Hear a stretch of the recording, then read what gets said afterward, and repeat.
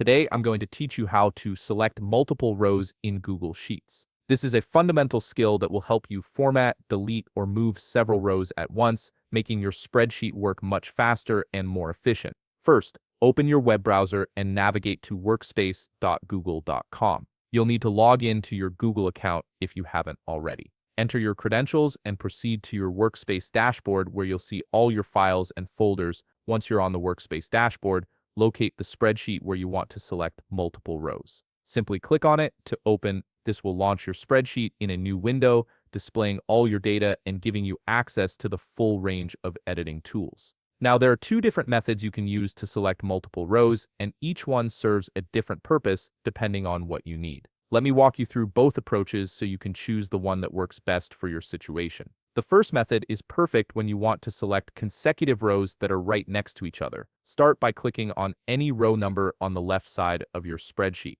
This will highlight the entire row. Now, hold down the Shift key on your keyboard and click on another row number. You'll notice that Google Sheets automatically selects all the rows between your first click and your second click. This method is incredibly useful when you're working with a range of data that needs the same formatting or when you want to delete or move a block of rows together. The second method gives you more flexibility and control. This approach is ideal when you need to select rows that aren't next to each other. Click on any row number to select it, then hold down the Control key on your keyboard. While keeping the Control key pressed, click on additional row numbers one by one. Each row you click will be added to your selection, even if they're scattered throughout your spreadsheet. This is particularly handy when you're working with data that has specific criteria and you need to select only certain rows without affecting the ones in between.